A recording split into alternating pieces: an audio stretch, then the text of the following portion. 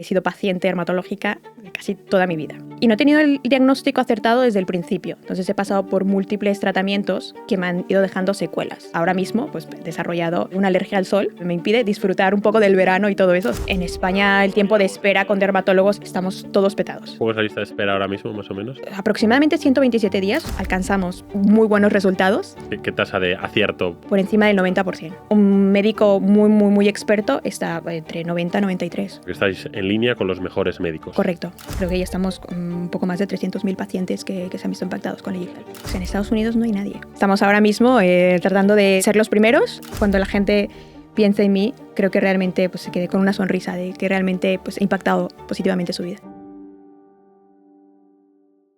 Bienvenidos un día más al podcast de Nova, el podcast donde contamos las historias detrás del mejor talento. Mi nombre es Ramón Rodríguez, soy CEO y cofundador de la compañía y hoy tengo el placer de tener conmigo a Andy Aguilar.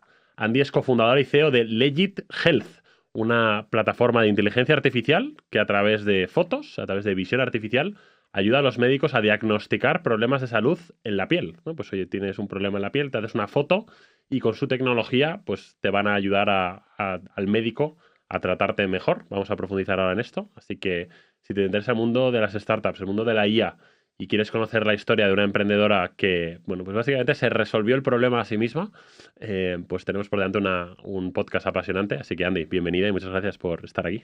Muchísimas gracias a vosotros por invitarme y creo que lo has resumido bastante bien. Y espero poder contar un poco más en detalle, pero en resumen es eso. O sea, estamos aquí para ayudar a médicos con el fin de ayudar a los pacientes. Y esto, si quieres, por arrancarlo desde el origen, esto es el famoso dog fooding, ¿no? Que dicen los americanos, que es que te resuelves tu problema, ¿no? Cuéntanos un poco de dónde viene la idea y cómo la resolvéis. Correcto. A ver, yo soy mexicana, soy del sur de México, un lugar bastante caliente. Concretamente soy de una zona rural en donde no hay especialistas. Para ir al médico tienes que ir a las ciudades grandes y esto pues era un problema, sobre todo para mí, que he sido paciente dermatológica casi toda mi vida. Entonces he tenido distintos problemas. A mi familia le ha tocado viajar a las ciudades para tener un diagnóstico y tratamiento y no he tenido el diagnóstico acertado desde el principio. Entonces he pasado por múltiples tratamientos que me han ido dejando secuelas. O sea, ahora mismo pues, he desarrollado una alergia al sol que pues, me impide disfrutar un poco del verano y todo eso. O sea, estás aquí en Madrid me escondo un poco. Y vienes, sí. ¿no? Lo más abrigada posible. Salgo y con un gorrito porque si no, me quemo. Y esta alergia al sol no la tenías tú, sino que ha sido creada por un mal tratamiento por de los tratamientos, de correcto. Otras enfermedades. Eso es, por los tratamientos. Y concretamente, pues, estos problemas es ir al dermatólogo, que intentaran ver un poco qué era lo que tenía. O sea, tenía problemas desde, digamos, como de los más comunes, que es un acné severo, dermatitis de contacto, urticaria. O sea, tenía como una mezcla de varias cosas que costó un poco diagnosticar realmente qué era el problema.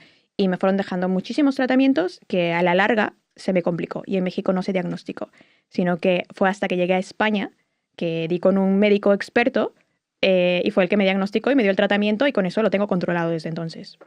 Y entonces, hoy, ¿cómo funciona Legit Health, ¿no? Y concretamente, cuéntanos un poco cómo resuelves tú el problema que tenías tú para, ojalá, otros muchos miles de millones de personas. Pues fue al llegar a España que vi que realmente era un problema a nivel global. O sea, que no era únicamente yo estando en México el acceso a especialistas. Que era, oye, un país en desarrollo que no tiene suficiente... O formación, o conocimientos, o están tan petados que pues no da abasto. Pero no, en España que también nos en España el tiempo de espera con dermatólogos es muchísimo. Es un muy buen sistema de salud, pero estamos todos petados. Es ¿Cómo es complicado. la lista de espera ahora mismo, más o menos? Pues aproximadamente 127 días, o sea, dependiendo un poco la comunidad autónoma, o sea, puede superar, algunos están en 6 meses, otros en 3 meses. Madrid, por ejemplo, creo que es 3 meses. Entonces tú tienes una dermatitis atópica tal que el médico de cabecera no te puede tratar y tardas 3 meses en conseguir ir a un especialista. Correcto. A ver, no era que el médico no pudiera tratar, sino que no daba con el diagnóstico acertado porque tenía una mezcla de varias cosas. Iba probando con distintos tratamientos y eso pues, fue desarrollando más cosas, secuelas y eso. Pero, o sea, era llegar con un médico específicamente que supiera qué era lo que tenía, indagando un poco más con los médicos, contándole un poco el problema que tenía en México y me dijo, oye, es que este problema lo tenemos en todas partes. Dijo, oye, pues si lo tenemos en todas partes y hay muchas más personas con mis condiciones, pues ¿por qué no crear una solución para eso? Uh-huh. ¿Y cómo funciona esta solución? Cuéntanos. Pues mira, son algoritmos de inteligencia artificial, funciona con computer vision. y es con una sola fotografía con el teléfono móvil. Los algoritmos son capaces de, bueno, desde la parte más superficial, medir la calidad de la imagen, luego ver qué patología puede tener esta persona, pero sobre todo el valor diferencial que aquí podemos ver es cómo de grave se encuentra esta persona. Y aquí entender un poco qué protocolo seguir.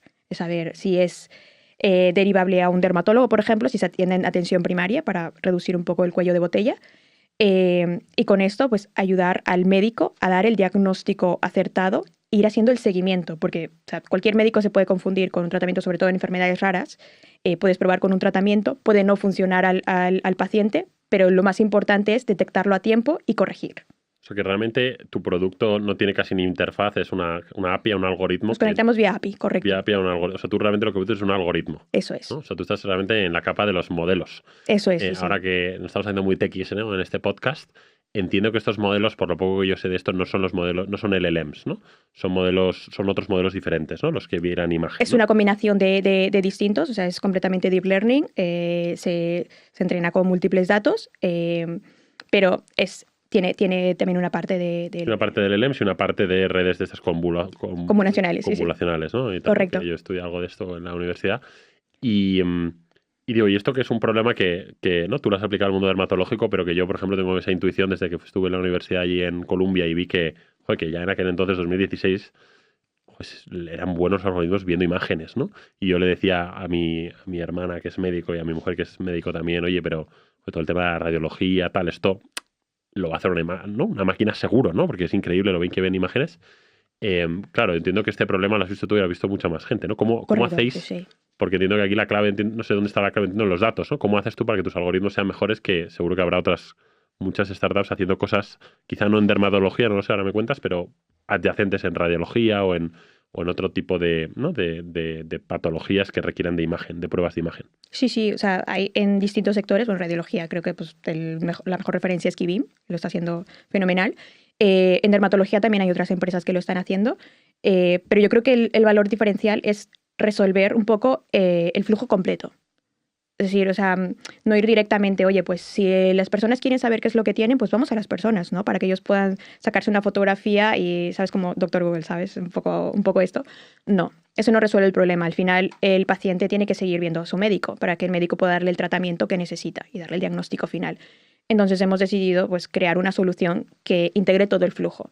O sea, ayudar al médico, tratamiento, ¿no? Y seguimiento. Y seguimiento y que tenga al médico en el centro, correcto, más que al paciente en el centro, ¿no? Correcto. El seguimiento es demasiado importante porque si un paciente no se siente acompañado en el tratamiento, si siente que no le está generando un beneficio, que no ve ningún progreso, lo va a abandonar. Lo abandona, puede generar secuelas, puede generar otras enfermedades y al final pues es un problema para la persona en sí, pero también para el sistema de salud. Si viene alguien con una enfermedad mucho más grave, pues es complicado para todos. Nova es la red profesional que conecta a las personas con más talento del mundo. La diferencia entre Nova y LinkedIn está en la calidad de nuestros miembros que tienen que superar un proceso de selección para entrar. Si quieres unirte a más de 25.000 personas de alto potencial en más de 80 países que ya forman parte de la comunidad, aplica en nuestra web novatalent.com o haz clic en la descripción del podcast. Seguimos con la entrevista. ¿Y vosotros cómo hacéis para entrenar, ¿no? Esos modelos? Que entiendo que hay parte de la clave ahí. Tú entiendo que habrás tenido que ver muchas fotos, ¿no? De la misma enfermedad, imagino, ¿no? Para, oye, esta la tiene en este estadio, ¿no? Correcto. ¿Cómo has hecho tú para entrenar tus algoritmos? Y cómo, ¿no? Sigues generando. Entiendo que hay una diferencia de que el más datos tenga de esto, pues gana, ¿no? ¿Cómo consigues tú? Sí, es una mezcla de muchas cosas. Los datos, sin duda, o sea, es la clave, tener muchísimos datos, pero no solamente muchísimos datos, sino que estén etiquetados correctamente. Y para que estén etiquetados correctamente, tiene que haber muchísimos médicos por detrás. O sea, no solamente pues, una enfermedad con el diagnóstico, sino directamente indicado en dónde se encuentra la patología, qué grado de afectación tiene cada uno de los pacientes para que pues, la IA pueda aprender esto. Entonces, creo que la clave ha estado en trabajar con médicos desde el principio. O sea, directamente, o sea, mis socios, tenemos socios expertos en todo lo que es la tecnología que desarrollamos, lo hemos desarrollado todo in-house, pero hemos colaborado desde el principio con médicos referentes expertos en las patologías más complejas. O sea que directamente, ¿no? A través de esos médicos, esos hospitales, tú has conseguido acceso a esos casos reales de pacientes bien tagueados con los que tú has alimentado tu algoritmo. Correcto, sí. Muy bueno. Y ¿no? Cuéntanos un poco eso, cómo se hace concretamente, ¿no? Porque claro, si tú tienes que tener miles o millones de tal, Claro, tú, ¿cómo has resuelto ese problema, ¿no? ¿Con qué hospitales has trabajado? Cuéntanos un poco, ¿no? Concretamente cómo lo has resuelto, porque me parece, ¿no? Digo, vale, voy a empezar yo la empresa de Andy, ojo, no sé ni por dónde empezar, ¿no? Sí, concretamente empezamos como un proyecto de investigación con la Universidad del País Vasco, o sea, la sede está en Bilbao, y ahí nos fuimos acercando a los hospitales del País Vasco. Concretamente empezamos con Osakidetza, tanto el Hospital de Cruces como el Hospital de Basurto. Ahí se nos unieron los jefes de servicio para... Empezamos con cáncer de piel, específicamente melanoma. Dijimos, pues vamos a lo más grave, lo más fuerte. Y una vez empezamos a trabajar esto, empezamos a validar los algoritmos, alcanzamos, o sea, muy buenos resultados. ¿Qué es muy buenos resultados? O sea, por ejemplo, ¿qué tasa de acierto pueda tener un algoritmo? Por encima del 90%. Por encima del 90%. ¿Y un humano qué tiene? Típicamente un dermatólogo medio. Un médico muy, muy, muy experto está entre 90 y 93. O sea, Que estáis en línea con los mejores médicos. correcto, sí, sí. Entonces, decidimos, oye, pues vamos a ver un poco, vamos a indagar un poco más en este problema. Tenemos cáncer, que es la enfermedad, pues, de todos los tipos de cáncer, concretamente este es el más mortal. Entonces dijimos, pues creo que podemos ir un poco más allá. Entonces vamos a reunirnos con más médicos, expertos en distintas patologías, y vamos a ir viendo en qué podemos ir entrenando los nuevos algoritmos. Y pues fuimos empezando concretamente con las enfermedades más prevalentes, como es acné, dermatitis, psoriasis, hidradenitis supurativa, o sea, todo este tipo de enfermedades que tienen mayor prevalencia, porque había muchos más datos, específicamente por eso. Y a partir de ahí pues fuimos uniendo más patologías que los signos clínicos son similares. Entonces ahí vimos que los algoritmos se podían reutilizar para medir otros tipos de enfermedades. Qué bueno. Y tú, por ejemplo, entiendo que hay una capa de seguridad y de privacidad, ¿no? ¿Cómo la habéis resuelto? Entiendo que, bueno, seguro que están anonimizados, ¿no? Eso ya para empezar, entiendo, ¿no? Y pues tú tienes la foto y el diagnóstico, pero no sabes nada de datos personales frente de ese paciente, ¿no? ¿Cómo haces luego? ¿Tenéis vuestras propias NVIDIAs para entrenar? ¿No? Cuéntanos un poco toda la capa de seguridad, que entiendo que esto es una de las claves, ¿no? Para que un proyecto como el tuyo pueda ver la luz. Eso es súper importante. O sea, realmente la seguridad del paciente, o sea, si vas a hablar con un hospital, es como, ya, pero tú igual no tienes experiencia con eso, no podemos compartir los datos, no te puedes integrar a nuestra historia clínica, y no. O sea, trabajamos con los mejores bufetes de abogados desde el principio, como para hacer todo el tema de seguridad desde el diseño. O sea, todo GDPR compliance, toda la seguridad que se requiere de un dispositivo sanitario para poder hacerlo. Entonces, datos anonimizados, únicamente los algoritmos extraen los datos que tienen que extraer para saber un poco qué es lo que tiene el paciente, y a partir de ahí, pues, dar no decimos diagnóstico como tal, sino un soporte, un protocolo a seguir con X paciente. Uh-huh. ¿Y el entrenamiento lo hacéis en vuestro propio? ¿Tenéis como, esto se puede hacer en AWS, como haría yo, o lo tenéis que hacer en tus propias, ¿no? On-premise, tu propio... No, trabajamos en la nube con distintos servidores, sí, sí. Sí, eso sí que no hay problema. Qué bueno. Y, oye, pues cuéntanos si quieres, vamos si quieres a la historia de la compañía, ¿no? Que imagino que es chulo. Cuéntanos un poco exactamente cómo arranca, ¿no? Desde el minuto uno que te pones con este proyecto y cómo has llegado hasta aquí, ¿no? Un poco, entiendo que habrá habido rondas de financiación, ¿no? Si quieres hacernos como un resumen de esa historia. Sí, o sea, bueno, un poco alineado era, o sea, llegar a España, tener mi diagnóstico, ver un poco el problema y dije, a ver, pues quiero generar una solución. ¿Qué puedo hacer? No podemos, o sea, yo no me podría ser médico. Y si me hago médico, pues no voy a resolver ese problema. O sea, seguimos necesitando a muchos más médicos para poder hacerlo. Entonces, necesitamos tecnología. No tiene que hacer la tecnología. Tenemos que apoyarnos de los mejores avances tecnológicos para hacer esto posible. Y fue ahí donde directamente pues, empecé a investigar un poco sobre la inteligencia artificial, sobre sus capacidades, un poco qué es lo que había.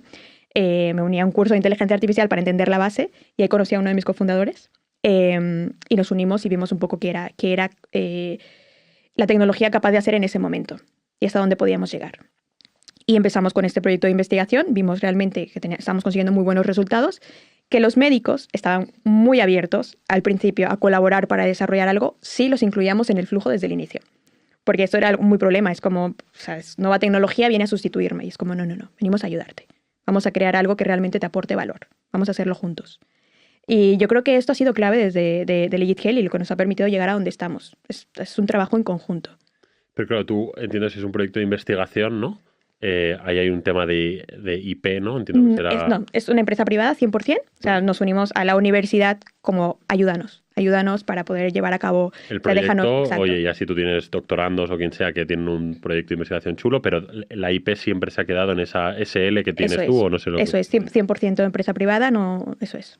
Bueno, ¿y quiénes sois el equipo cofundador? Que has mencionado varios perfiles, es un equipo cofundador grande, ¿no? Somos 5 cofundadores, concretamente. Tenemos al experto de inteligencia artificial, que ya venía un poco del sector, con experiencia en el sector médico. Que había hecho también temas de IA para medicina. Sí, eso es. Ya tenía algo de experiencia en ese sentido.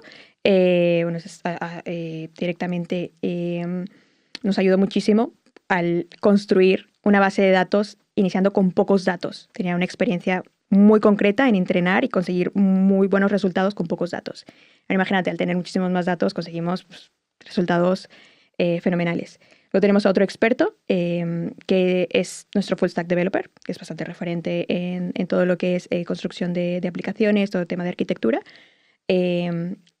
Bueno, voy a decir nombres, o sea, está Gerardo Fernández, que es nuestro experto en todo lo que es arquitectura. Taig McCarthy, que es nuestro director de operaciones, es quien dirige toda la parte de producto de qué construir según los requerimientos de los clientes. Y está muy alineado, o sea, a ventas y todo. O sea, es súper crack, es emprendedor en serie, así que ya tenemos un tiempo trabajando juntos y creo que nos hemos alineado muy bien en ese sentido. Luego tenemos a un médico referente, Antonio Martorell. Dermatólogo, imagino. Es dermatólogo. Y ha sido como la pieza clave directamente en ver, o sea, cuál es la necesidad en el público, cuál es la necesidad en el privado, qué patologías son las que más están con la necesidad de diagnosticar, porque hay muchas enfermedades raras que nosotros desconocíamos. Y creo que en esto sí nos ha dado un valor muy, muy, muy diferencial y clave. ¿Y todos os dedicáis desde el principio full time o habéis ido poco a poco, ¿no? Porque entiendo que aquí hay una parte de research antes de que, por ejemplo, tú o Taig, ¿no?, pudierais vender, ¿no? Entiendo que habría una parte de desarrollar los algoritmos y la ciencia primero, ¿no? Correcto, sí. Hemos estado 3 al principio, full time. Después, o sea, conocimos a Gerardo, por ejemplo, porque le contratamos para que nos ayudara a crear como la casita de nuestros algoritmos, para poder hacer demos y enseñarlo a potenciales partners. Y tuvimos muy buena química, porque él es paciente dermatológico también, o sea, tiene psoriasis, o sea, ha sufrido psoriasis toda su vida. Y le encantó el proyecto. Dijo, oye, pues sí, quiero trabajar, quiero hacerlo con vosotros. Y ya le unimos, le pedimos, oye, únete, es nuestro socio y vamos a hacerlo juntos. Y con Antonio, por ejemplo, fue... o sea, él estaba desarrollando un proyecto también de inteligencia artificial por su lado. Antonio, el médico. El médico. Y le dijimos, a ver, pues somos los dos que estamos haciendo esto en España, ¿por qué no nos unimos y hacemos algo mucho más grande y potente? Y así fue como... Y él también ahora ya trabaja full time también. No, él sigue siendo médico, sí, es nuestro director médico y nos ayuda muchísimo en cómo...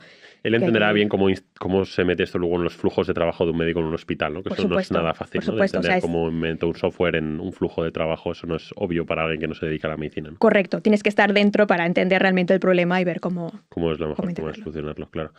Y cuéntanos un poco, ¿no? Entonces os vais uniendo, ¿cómo ha sido la historia? Luego habéis tenido que levantar dinero, porque hasta que empezaréis a facturar, la compañía creo que la arrancas en 2018. ¿Cuándo empezáis a facturar y cómo sobrevivís hasta entonces? Sí, tenemos mucha suerte de ser una empresa del País Vasco. La verdad es que yo al País Vasco, o sea, tengo demasiada gratitud en muchos sentidos.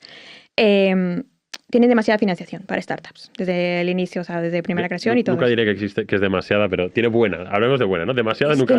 Es que no sé, o sea, yo lo comparo con otras comunidades autónomas. Decir, ¿no? O sea, para el inicio, o sea, es que te da muy, muy buen apoyo, porque los hospitales, por ejemplo, o sea, es una pasta. O sea, validar en hospitales es muchísimo dinero y pagamos 0. Nosotros pagamos 0, o sea, nos los financió completamente el País Vasco. ¿A través de algún brazo de inversión en startups o cómo fue? Subvenciones públicas. 100% subvenciones públicas. Tienen subvenciones públicas del inicio, creación, validación de la tecnología y hasta la fecha nos siguen apoyando. O sea, ahí creo que estamos demasiado agradecidos en ese sentido. Y después vinieron los inversores. Ya teniendo las primeras tracciones, primeros clientes, pues levantamos una primera ronda pequeñita con Business Angels. ¿Pequeñita qué es? 100.000 euros, 300.000 euros. Como 300.000, sí, como 300.000.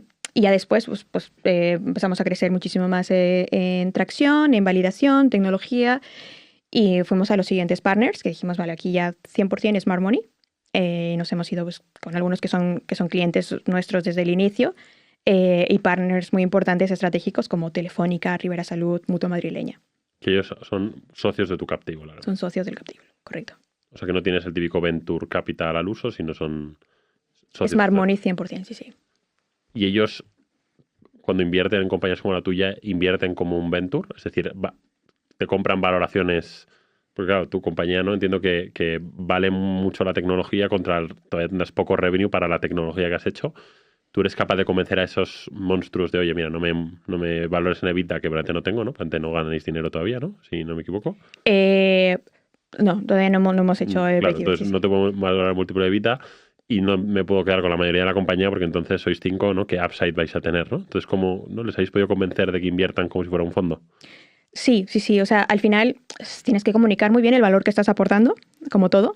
Que eres un equipo que está comprometido con lo que estás haciendo y que esto pues tiene un futuro. O sea, al final ellos invierten para tener Retorno, sí, sí, retorno. claro, Entonces, pero ellos tienen que ponerse en la visión de, oye, una compañía a muy largo plazo que quizá en 10 años se saca un buen múltiplo, pero que tengo que estar 10 años, ¿no? Habiendo puesto aquí. correcto, correcto. Yo creo que lo más clave y lo más importante ha sido ver el beneficio y la atracción que tenemos en número de clientes, ¿sabes? Como no el importe económico que tenemos ahora mismo, porque estamos aún digamos, empezando para ser el sector que es, pero han visto muy buen feedback de los clientes con los que trabajamos.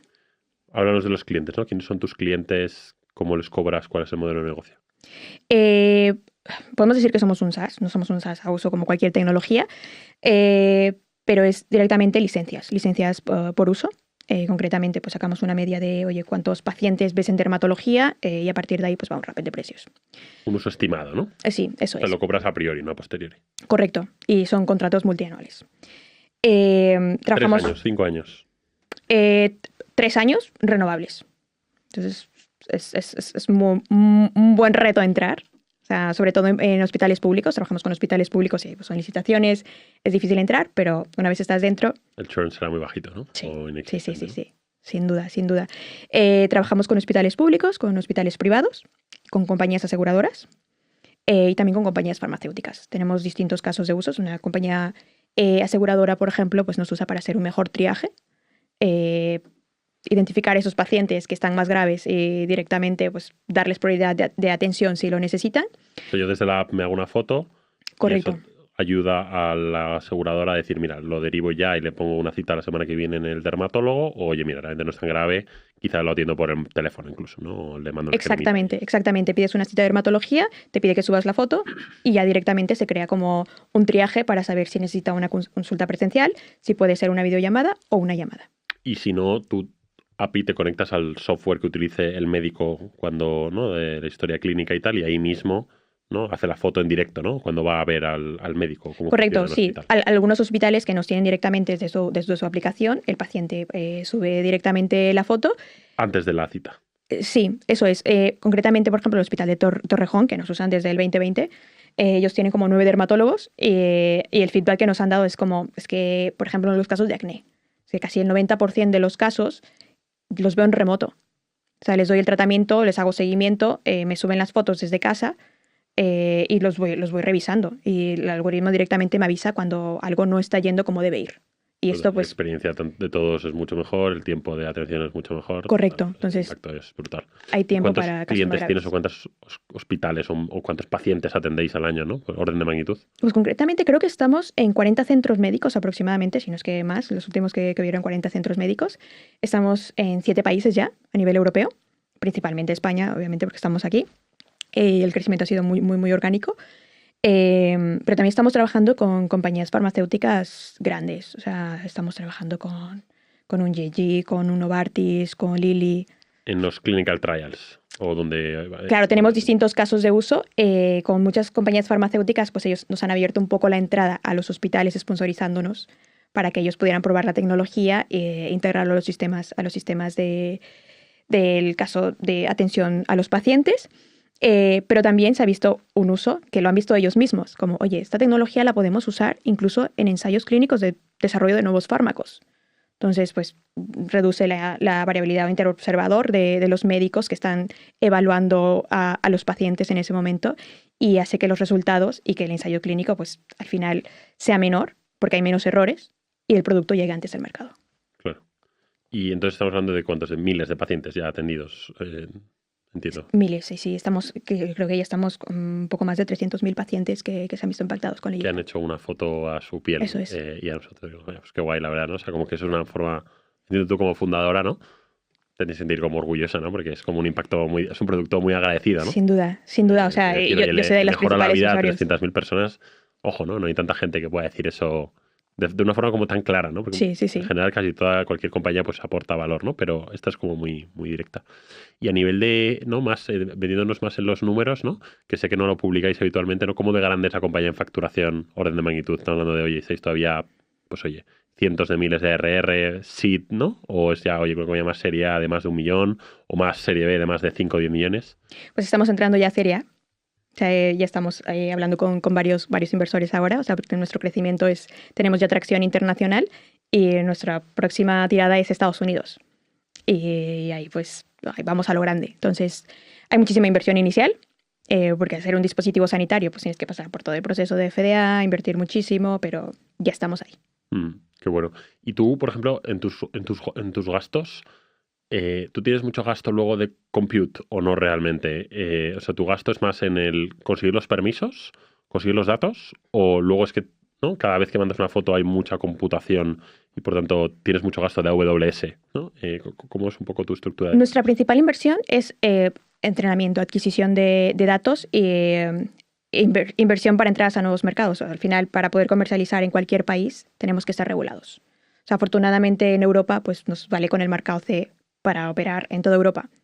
Entonces, pues en eso pues, la inversión inicial se ha efectuado, lo hemos logrado, pero ahora pues entrada a nuevos países, movernos a Latinoamérica, por ejemplo en Brasil, pues ya hemos empezado a operar, pero hizo una inversión importante en obtener Anvisa.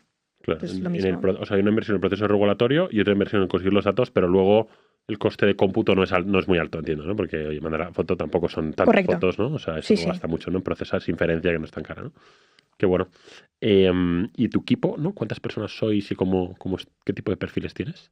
Somos casi 30 personas. Tenemos pues, una variedad, desde el equipo técnico que desarrolla la IA, todo lo que es también arquitectura para ¿Tienes integración del ingenieros de software. IA, ¿no? ¿Cuántos Sí. tienes? Creo que son 5 personas ahora mismo. Son como más researchers que ingenieros de IA de los, ¿no? O sea, es gente que hace modelos. Son gente que hace modelos. Es muy, Los que hace los modelos, los entrena. Eso en España no hay muchos. O sea, la mayoría de ingenieros de IA que nosotros colocamos muchos utilizan modelos off the shelf de Anthropic y tal, que tú estás haciendo modelos propios. No, modelos in-house, 100% in-house.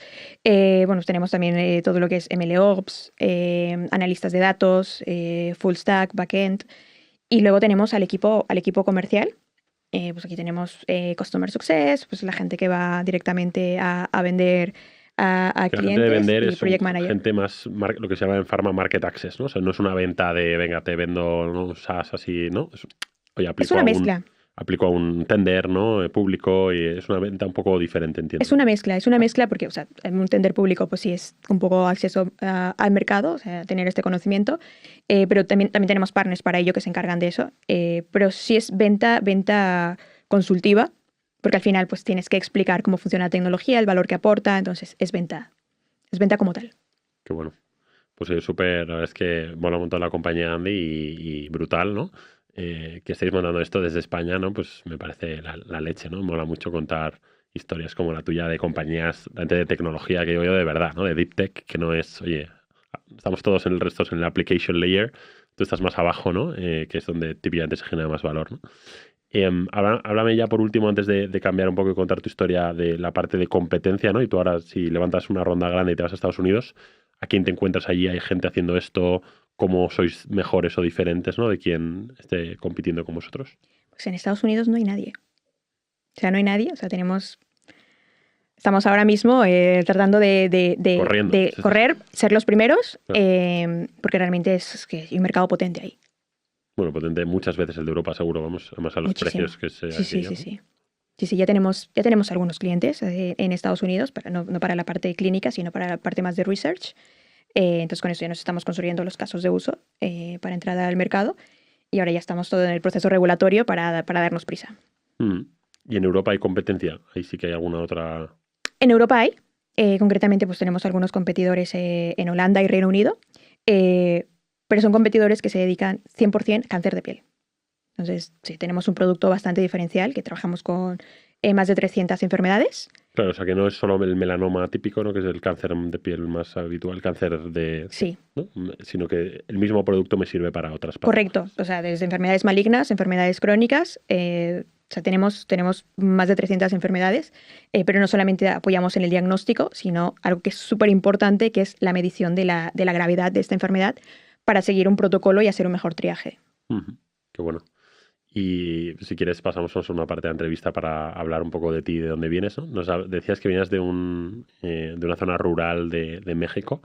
Cuéntanos un poco de qué tipo de familia vienes, pues una familia más humilde o que ha podido invertir más en tu educación. Cuéntanos un poco de tu background.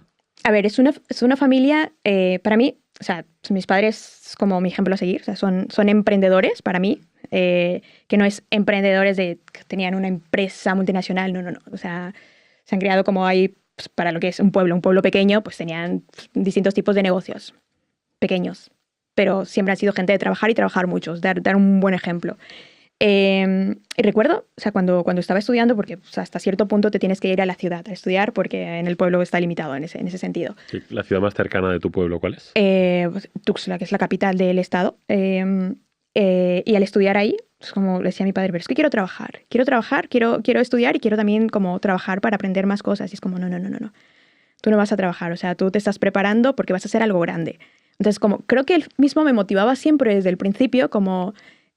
ok, o sea, yo quiero trabajar porque, o sea, a mí siempre me ha gustado servir, o sea, hacer y servir. Para mí es como mi tipo de liderazgo. Servir en el sentido de ser útil a los demás, ¿no? Hacer ser cosas útil. buenas para Exacto, la gente, ¿no? exacto. Entonces, creo que esa motivación de tenerlo con ellos era como, pues, ok, me voy a preparar lo mejor posible y voy a hacer que se sientan orgullosos y quiero también como ser un ejemplo para las nuevas generaciones, para mis sobrinos, para mis hermanos, o sea, un poco esto. Y entonces tú fuiste buena estudiante. Sí.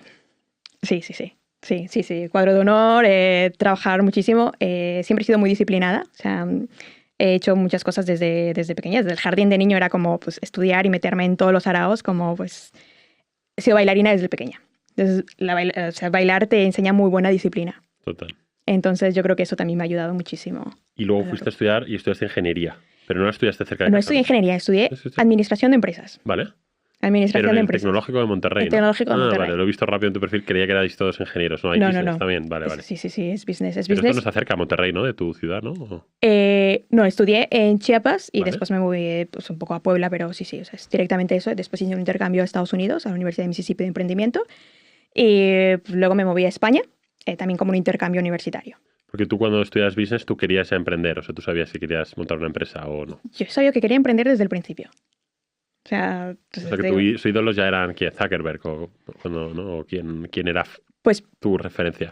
No era Zuckerberg directamente. O sea, creo que, o sea, mi referencia es que eran mis padres.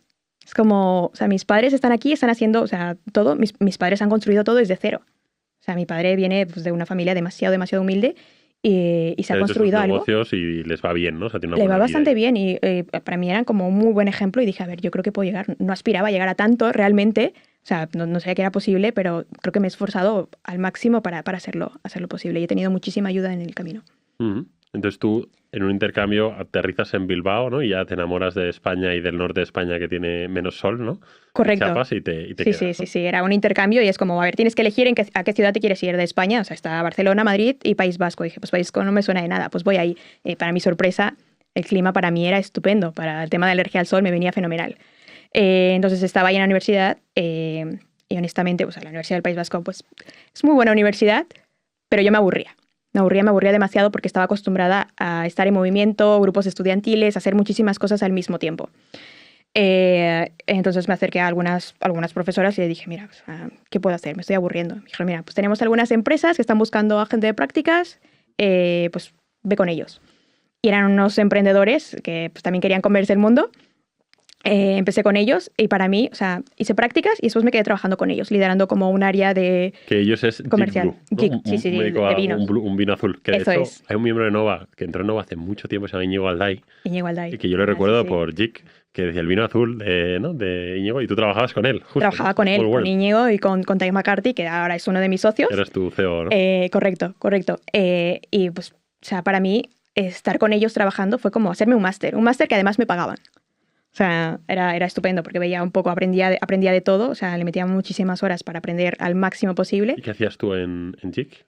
Pues hacía de todo, o sea, primero empecé como Customer Success, un poco pues, atención, desde ser un poco la cara que hablaba con los clientes, dar la cara cuando había alguna incidencia y todo eso.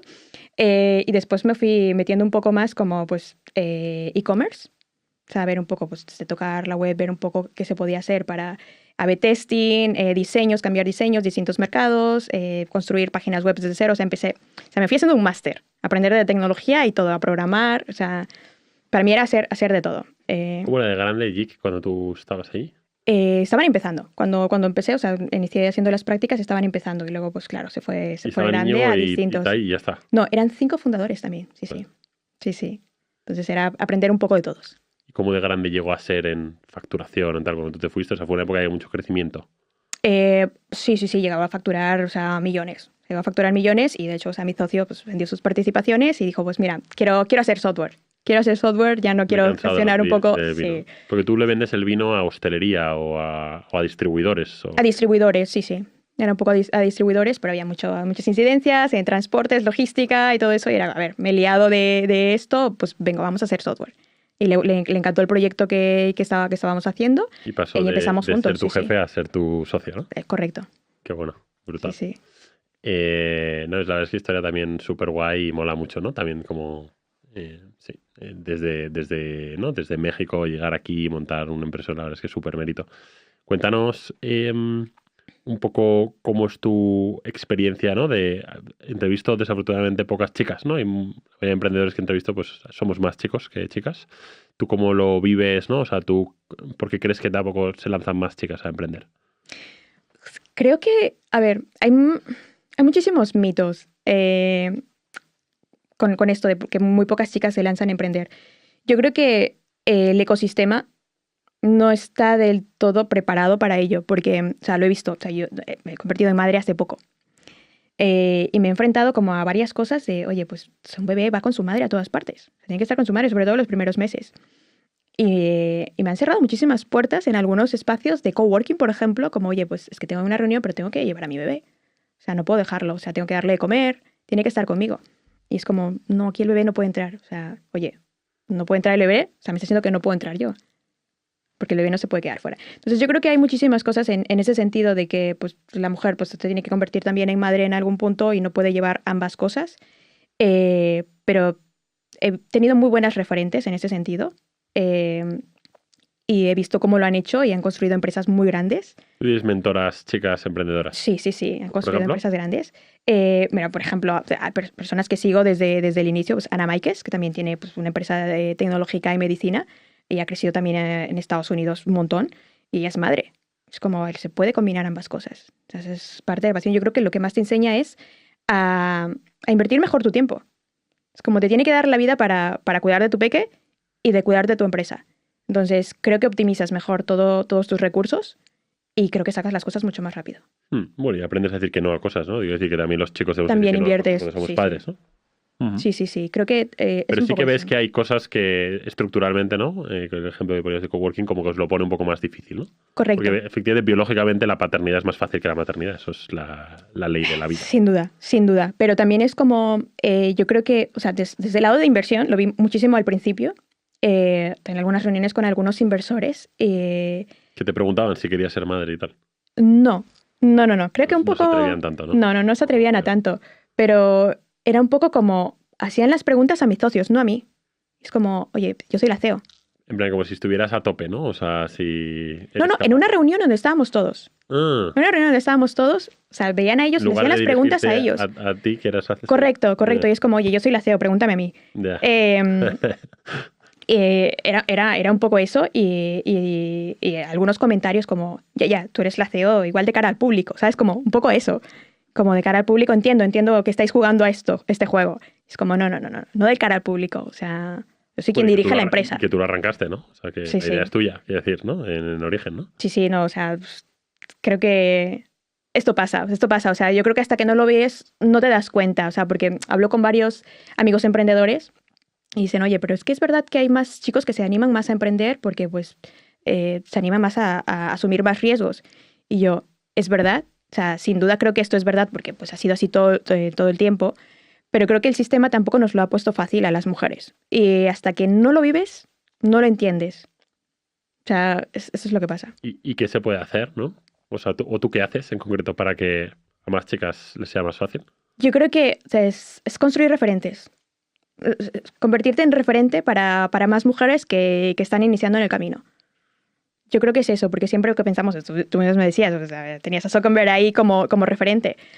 Creo que muchos piensan en hombres cuando piensan en referentes que están empezando. O sea, pues vamos a poner más nombres de mujeres ahí. Claro, total. Bueno, aquí estás, ¿no? O sea, que esto es guay, ¿no? Tenemos que traeros a más chicas, pero es verdad que es más difícil, ¿eh? O sea, también te lo digo yo, nosotros, nuestro equipo, somos conscientes de que entrevisto a más chicos, pero digo, claro, es que qué buenas historias hay en el ecosistema español, pues desafortunadamente no hay tantas Andys por ahí, ¿no? O sea, que tenemos que ponernos en valor y yo creo que está muy Sin guay que duda. te vengas y que te expongas, porque más allá de que pueda ser buena para tu compañía y que ojalá esto os ayude a traer talento y tal, pues oye, que más chicas, sobre todo de Nova, ¿no? Que son gente con ambición, que se mueve, que habla idiomas, que tiene ganas, pues ojalá más se lancen, ¿no? Como Sí, tú a sí, hacer sí, cosas. sin duda. ¿Y cómo estás viviendo la maternidad? ¿No? Porque, claro, tú has montado durante 6-7 años la compañía tú sola, ¿no? Entonces le podías dedicar 120%. Y ahora de repente tienes una niña, ¿no? Que justo tiene como la segunda mía, ¿no? 11 meses. 11 meses. Que te sí. demanda seguro mucho, ¿no? ¿Cómo vives esa dualidad? ¿Cómo haces para no sentirte culpable? Creo que es mucho, ¿no? Del sentimiento que suele haber muchas madres de, oye, o no estoy suficiente a mi negocio o no estoy suficientemente a mi hija, ¿no? ¿Cómo lo vives y cómo lo... Es un reto, es difícil, pero es eso, lo que te decía, es que aprendes a organizarte mejor, a que cuando estás trabajando porque sabes que tienes que terminar en cierta hora para ir a disfrutar de tu peque, porque tienes que disfrutar de tu peque, o sea, tienes que vivir ambas cosas. Entonces, yo creo que me optimizo muchísimo. Siempre he sido como pues, muy pesada trabajando, ¿sabes? Como de sacar varias cosas al mismo tiempo. O sea, me organizo muy bien con eso. Cuáles son las cosas prioritarias, cuáles son las cosas urgentes. Y sobre todo, o sea, yo nunca he visto que trabajo sola. O sea, tengo a mis co-founders que son buenísimos en lo que hacen y un equipo que está trabajando con nosotros que están súper capacitados para hacerlo. Entonces, yo creo que la mejor inversión que he hecho en todo, desde que he empezado a emprender, es capacitar a mi equipo. Es dedicar tiempo con ellos, ayudarles para que aprendan a hacer las cosas. Para poder delegarles más. Y delegar trabajo. Sí, sí. Y ese tema del tiempo, que yo también lo hago un poco así, ¿no? Tú lo que haces es que te bloqueas cierto tiempo, ¿no? O sea, tú hay una hora a la que intentas cortar para estar con tu niña, bañarla, No, eso es imposible. ¿Cómo haces? Eso es imposible. Si eres emprendedor, pues trabajas todo el tiempo. Todo el tiempo. Pero sí intento que cuando estoy con mi bebé, estoy con mi bebé. Y cuando le toca dormirse, pues puedo continuar. Se me pasa algunas veces pues que hay que sacar al urgente y estoy con ella y tengo que atender una llamada, pues ok. Que sean momentos claves, puntuales. Pero es difícil, o sea, no puedes tener un horario. Si estás emprendiendo, tienes que estar trabajando todo el tiempo. Yo ahí quizá discrepo un poco, o sea, yo creo que sí que te puedes... Yo por lo menos lo que intento hacer es que, en general, y hay excepciones, como dices tú, ¿no? Pero yo casi siempre intento cortar a las 7, yo de 7 a 9 intento bañar a los niños, darles de cenar, acostarlos, y yo a las 9 me conecto todos los días hasta la hora. Y de ahí ya no sigues. Hasta la hora que sea. Sí, no, luego de 9 a... Claro, exacto, sí. Claro, sí, Ahora mismo estoy haciendo eso, sí, sí. Pero que bloquear esas, para mí me es muy útil, ¿no? Como bloquear esas 2 horas. Y lo bueno de ser emprendedor es que, salvo que yo decida que esas 2 horas hago otra cosa, no hay nadie que me pueda decir, oye, tú, ¿no? No hay nadie que me diga, tienes que estar aquí, ¿no? Sí. Que son trabajos para terceros, pues hay veces que Pero hay no puedes. excepciones en las que tienes que estar. No, Hay sin duda, eventos yo por hago las lo mismo. tardes de Nova, por Sí, ejemplo, sí. que hay veces que tengo que ir yo, Sin y duda. voy y, oye, tengo mucha ayuda en casa, Sí, sí. gracias a Dios. No, estamos haciendo lo mismo. Pero yo intento como bloquear, ¿no? A mí lo que me es útil es, porque si yo no lo bloqueo, el trabajo ocupa todo. O sea, Sí, si tú sí, le sí. dejas, el trabajo ocupa todo. Como Sin duda. tú, ¿no? Ves Y como- nunca hay tiempo para nada. Entonces, sí, no. O sea, mi hora de comer, tengo que comer con mi peque, nos sentamos a comer juntas, sin interrupciones, el teléfono a un lado. Y después de eso, pues termino reuniones a las 6, aprovecho, juego un poco con ella y todo eso, y a dormir, y luego sigo. Muy bien. Sí, sí. Sí, total. Yo creo que a mí eso también me es útil. Sí, porque creo que escuché ¿cómo se llama? A Borja Aranguren de Covid decir que emprender es como una especie de tumor, ¿no? Que tienes una especie de tumor en la cabeza que tú no te lo puedes sacar Claro, porque sí, estás sí. todo el día, o sea, si le dejas, ocupa todo tu cerebro y ocupa todo tu día, ¿no? Entonces hay que ponerle a veces, pues eso, pues un poco de límites, ¿no? Si has llegado hasta aquí, significa que el contenido de nuestras entrevistas te está aportando valor. Analizando los podcasts que llevamos hasta ahora, hemos descubierto que la mayoría de nuestros seguidores no estáis suscritos al canal. Así que te pediría que te suscribas al canal, le des a la campanilla y le des un like al vídeo. Seguimos con la entrevista. Vamos, si quieres, ya a una batería final de preguntas y con esto terminamos. La primera es, ¿qué libro de desarrollo profesional, psicología, negocios más regalas o más recomiendas?